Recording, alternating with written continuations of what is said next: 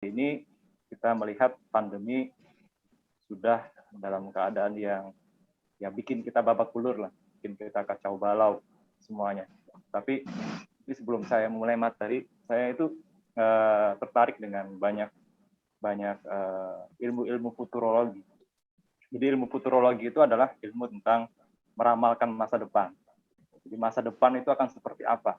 Bukan sekedar ramalan kayak Mama Loren, tetapi ramalan-ramalannya itu adalah seperti prediksi-prediksi yang ada landasan saintisnya. Nah, dalam futurologi itu banyak yang kemudian meramalkan bahwa dunia ini akan segera berubah. Dunia akan segera berubah, dan kalau kita melihat tren perubahan itu, banyak pandemi-pandemi itu berperan pada perubahan-perubahan.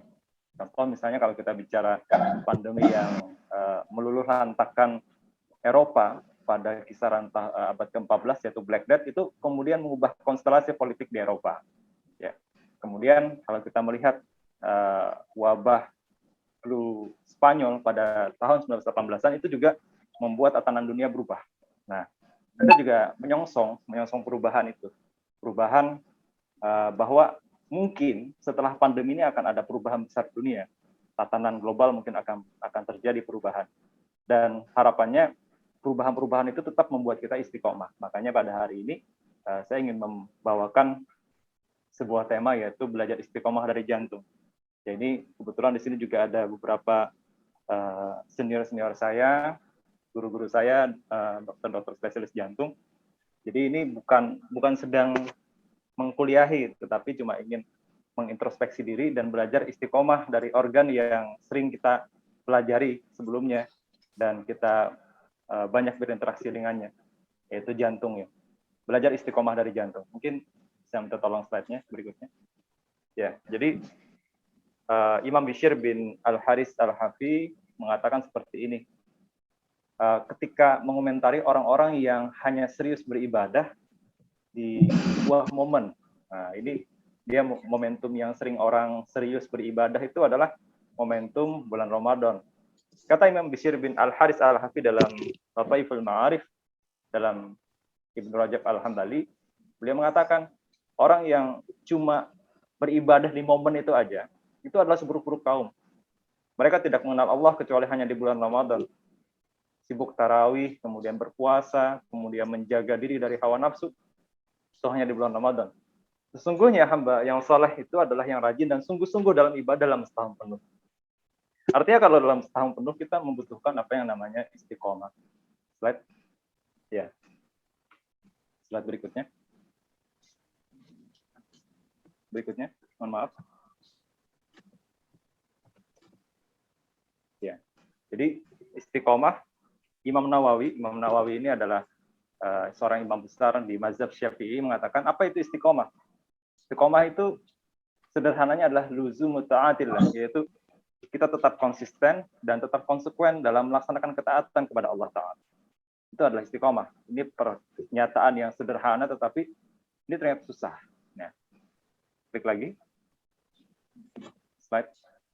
Nah, hari ini saya ingin sebelumnya, saya ingin mengajak kawan-kawan belajar dari jantung untuk belajar tentang istiqomah. Ya. Jadi kalau kita melihat jantung adalah sebuah organ yang luar biasa, organ yang senantiasa melakukan aktivitas, tak pernah lelah, tak pernah henti sejak masih dalam rahim, kemudian nanti sampai kita akhirnya meninggal dunia.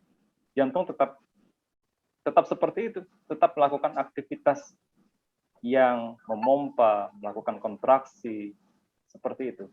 Dan bagaimana kita melihat jantung ini tetap istiqomah? Nah, bagaimana caranya? Ternyata istiqomahan jantung ini ada beberapa kunci yang kemudian bisa kita pelajari. Yang pertama adalah jantung adalah otot yang kuat namun otonom. Ini pelajaran fisiologi semester 1. Kebetulan saya ngajar di semester 1 biasanya. Saya ajarkan bahwa ini kawan-kawan pasti udah ngelotok hafal bahwa otot manusia itu ada 3. Yang pertama ada otot rangka atau otot lurik. Sifatnya adalah dia kuat namun dia mudah capek. Yang kedua ada otot polos. Otot polos ini dia sifatnya otonom, tetapi dia bertahan cukup lama. Tetapi dia tidak sekuat otot rangka. Nah, namun Allah kemudian mengasihi kita gabungan atau kombinasi dari kedua otot tadi. Sekuat otot rangka, tetapi otonom seperti otot polos, maka Allah mengkaruniakan otot yang namanya otot jantung atau miokard. Jadi miokardium ini memiliki karakteristik yang kuat namun otonom. Nah, sehingga kalau kita melihat bagaimana sih kok bisa jantung itu bisa seistiqomah itu. Kalau yang lain, otot yang lain itu melakukan aktivitas, misalnya kalau kita berlari, berjalan, kemudian menulis dan lain sebagainya, bisa kuat. Tetapi dalam satu periode tertentu akan lelah, akan capek, akan meminta istirahat, akan berhenti. Sementara ada yang namanya otot polos, dia bekerja di saluran pencernaan, saluran pernapasan, tetapi dia sifatnya otonom, tetapi tidak sekuat otot rangka. Tapi Allah kemudian ngasih otot jantung adalah kombinasi keduanya. Sehingga otot jantung ini bisa kuat mempertahankan diri dari segala masalah, kemudian tapi dia sanggup otonom, sanggup mandiri, dan sanggup bertahan, tidak pernah kena lelah dalam beraktivitas. Nah, maka ternyata ini kunci istiqomah daripada jantung, salah satunya. Itu adalah dia memiliki kekuatan, tetapi sifatnya otonom. Nah, berarti kalau kita mau belajar istiqomah dari jantung, klik berikutnya, slide. Maka ternyata istiqomah itu membutuhkan energi yang kuat. Jadi tidak sembarangan kalau kita mau istiqomah. Hari ini kalau kita pengen menjadi dokter yang baik, dokter yang jujur, dokter yang berkarakter pejuang, itu mesti kuat ternyata. Mesti kuat. Artinya bisa jadi kita nanti akan mendapatkan berbagai macam masalah. Mungkin pada bulan ini kita masih kuat bertahan, masih idealis. Tetapi apakah kita masih idealis pada tahun depan? Ketika misalnya udah spesialis, ketika misalnya udah banyak godaan-godaan macam-macam. Nah, ternyata istiqomah itu membutuhkan energi yang kuat. Untuk beribadah itu hari ini kita sanggup melakukan berbagai macam amal, tetapi sanggupkah kita beramal lagi pada besok harinya, kemudian besok harinya lagi, kemudian tetap kuat beribadah? Ternyata istiqomah itu butuh energi yang kuat. Tetapi apakah cuma sekedar energi yang kuat? Kalau energi yang kuat tetapi mudah lelah, ini juga masalah. Maka perlu ada kemampuan yang bersifat otonom, sebagaimana otot jantung. Dia sifatnya otonom. Otonom itu berarti kita tidak tergantung oleh yang lain. Ketika kita beribadah, ketika kita beramal, maka kita otonom. Kalau dalam bahasa agama kita namakan ikhlas. Artinya kita melakukannya ini bukan lagi karena ada orang lain di sekitar kita. Bukan lagi karena ini suruhan atasan kita, atau karena ini ada calon mertua, atau karena orang yang kita taksir misalnya melihat kita, atau karena siapa yang membuat kita akhirnya melakukan amal itu. Tetapi seseorang yang beramal dengan istiqomah, maka dia sudah ikhlas karena Allah. Maka dia otonom. Dia tidak dipengaruhi oleh apapun. Dia akan melakukan amal itu karena Allah Ta'ala. Nah, ini adalah istiqomah. Oke, baik. Berikutnya. Yang kedua,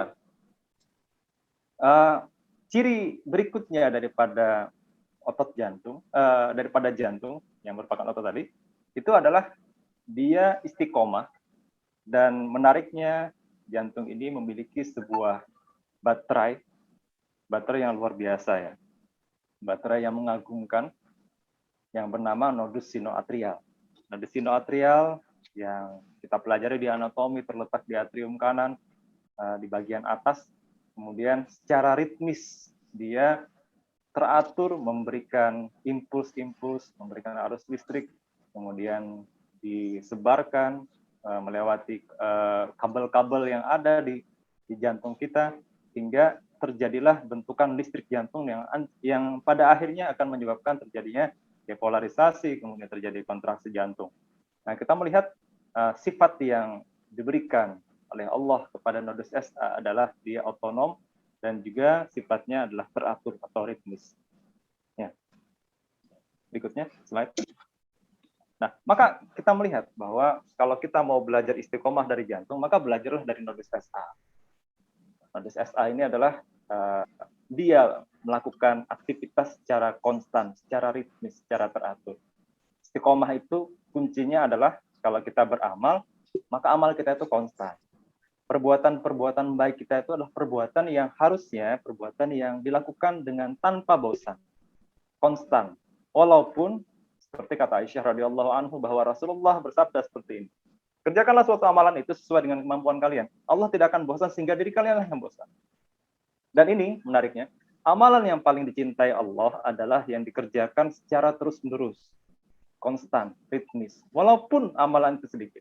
Maka mari kita, kalau kita mau istiqomah, lakukanlah amalan terus-menerus. Jangan misalnya bulan Ramadan kita kemudian menamatkan Al-Quran mungkin sampai 4 kali dalam 1 bulan. Tapi ternyata bulan-bulan berikutnya kita tinggalkan Al-Quran. Kita rajin melakukan qiyamul lail, tapi bulan berikutnya bahkan sholat 5 waktu aja keteteran. Maka mari lakukan amal-amal yang konstan, amal-amal yang ritmis, dan rutin kita lakukan. Baik, berikutnya. Kemudian belajar dari jantung. Belajar dari jantung. Jantung ini kalau kita belajar konduksi listriknya ini luar biasa, menarik. Jadi bagaimana listrik dari jantung dimulai dari nodus sinoatrial, kemudian nanti akan melewati internodal atrial pathway, kemudian menuju ke avenut, kemudian menuju ke berkasis, ke bundle branch, left maupun right, kemudian ke fasciculus anterior, fasciculus posterior, kemudian ke trabet Purkinje. Nah, bagaimana ternyata semuanya awalnya dari nodus sinoatrial, kemudian melewati kabel-kabel yang tadi. Dan menariknya adalah sifat dari otot jantung dan sifat dari sistem konduksi ini adalah dia bersifat meneruskan rangsangan. Apabila ada satu rangsangan listrik dari satu bagian, itu akan menyebabkan bagian yang lain akan terdepolarisasi juga. Kemudian akan menular lagi listrik ke tempat lain, menular lagi ke tempat yang lain. Maka istiqomah itu seperti itu. Istiqomah itu dia akan meneruskan rangsangan. Jadi sifat dari istiqomah adalah ketika kita melakukan amal baik, maka si amal baik itu ganjarannya apa? Ganjaran amal baik itu adalah kita mendapatkan kesempatan untuk beramal yang lain lagi. Ketika kita beramal yang lain lagi, maka kita kemudian akan mendapatkan kesempatan untuk beramal yang lain lagi. Terus-menerus seperti itu. Sebagaimana yang disampaikan oleh salah seorang salaf bahwa sesungguhnya ganjaran perbuatan baik adalah Allah memberikan kita taufik untuk melakukan kebaikan lagi setelahnya. Maka barang siapa yang mengerjakan amal kebaikan, lalu dia mengerjakan amal kebaikan lagi setelahnya, maka ini adalah tanda diterimanya amal kebaikan yang pertama. Maka istiqomah itu adalah kita berbuat baik dan kemudian perbuatan baik kita itu akan merangsang kita untuk berbuat baik lagi. Karena kita sholat, maka kita akan terangsang untuk melakukan sholat sunnah. Misalnya. Karena sholat sunnah kita kemudian terinspirasi untuk menolong orang lain. Karena kita menolong orang lain, kita terinspirasi untuk bersedekah. Karena kita bersedekah, kita terinspirasi untuk melakukan puasa. Karena kita berpuasa, maka kita terinspirasi untuk melakukan perbuatan-perbuatan baik yang lain. Nah, ini adalah ciri orang istiqomah. Maka hidupnya akan dari perbuatan baik ke perbuatan baik yang lain. Dari perbuatan baik ke perbuatan baik yang lain. Baik, berikutnya. Ya. Slide. Nah, apalagi kunci dari istiqomah? Ya, istiqomah itu bukan hanya sekedar amal, sekedar perbuatan yang berbuat aja. Tetapi istiqomah seperti jantung. Jantung itu bisa hidup apabila dia mendapatkan nutrisi. Nah, nutrisi yang tanpa henti diberikan oleh pembuluh darah koroner.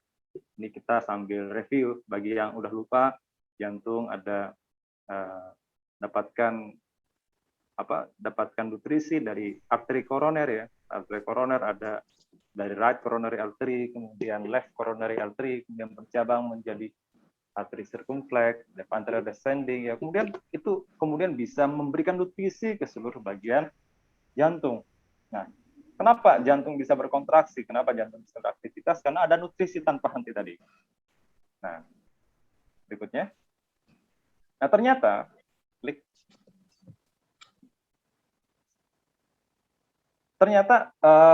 untuk beramal itu nggak bisa kalau kita sekedar melakukan amal saja tanpa mendapatkan nutrisi.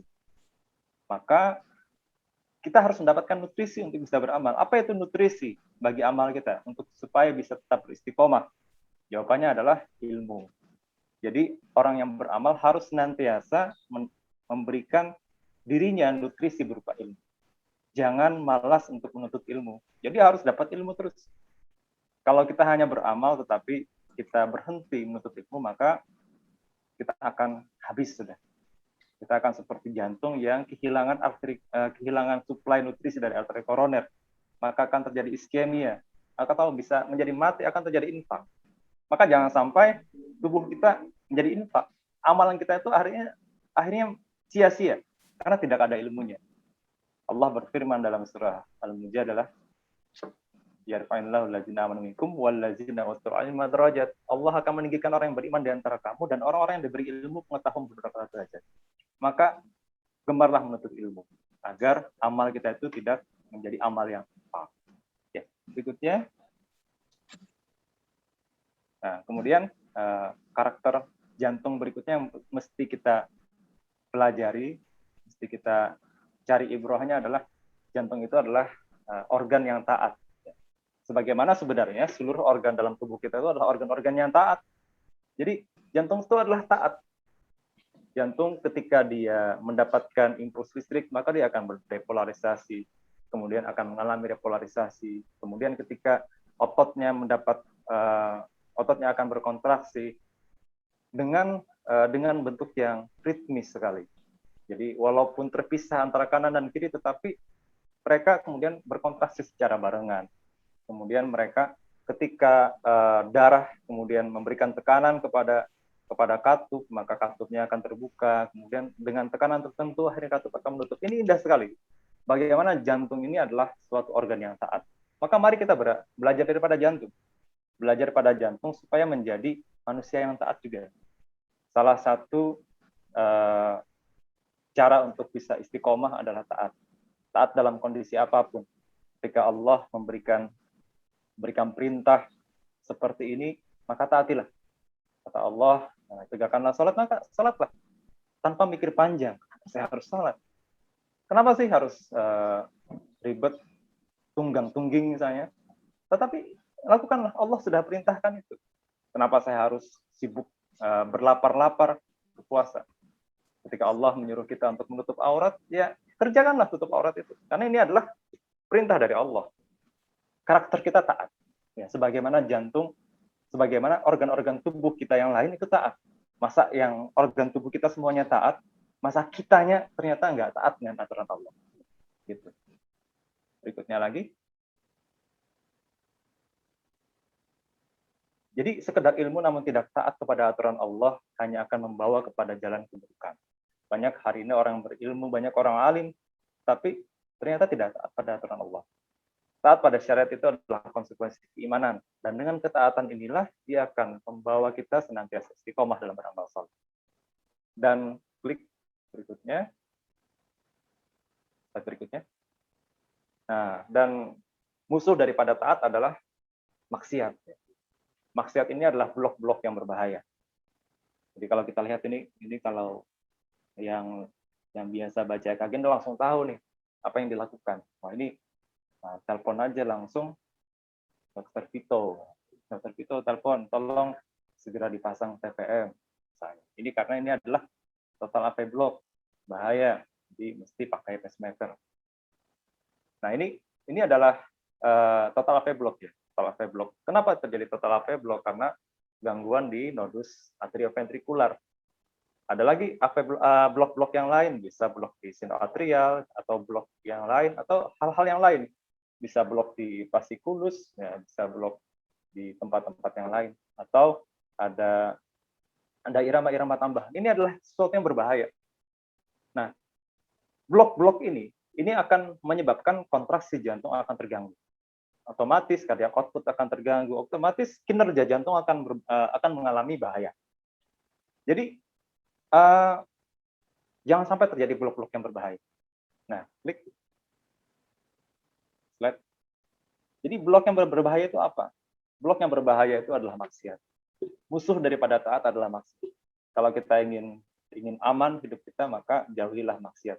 Kalau kita ingin istiqomah, maka jauhilah maksiat. Imam Ibnul Qayyim al-Jauziyah mengatakan, jauhilah maksiat, karena di antara pengaruh buruk maksiat adalah dia menghilangkan amal ketaatan. Maka seandainya tidak ada hukuman atas dosa kecuali menghalangi seseorang untuk melakukan amal ketaatan dan memutus jalan untuk melakukan amal ketaatan yang kedua, kemudian putusnya amalan yang kedua adalah dosa yang memutuskan amalan yang ketiga, keempat, dan seterusnya. Maka karena dosa, karena maksiatlah terputus banyak amal ketaatan. Padahal setiap amal ketaatan tersebut lebih baik daripada dunia dan isinya. Maka pelaku maksiat itu, kata Imam Ibnul Qayyim al-Jauziyah, seperti orang yang makan suatu makanan buruk yang menyebabkan dia terkena penyakit berkepanjangan, sehingga dia tidak bisa makan berbagai makanan yang lebih baik daripada makanan yang telah menyebabkan dia sakit tersebut. Maka terakhir, pesan daripada organ kita yang bernama jantung, jangan sampai ada blok-blok maksiat di antara kita, supaya kita bisa tetap istiqomah, supaya kita bisa meregup kenikmatan beramal di jalan Allah. Wallahu a'lam bishawab. Assalamualaikum warahmatullahi wabarakatuh.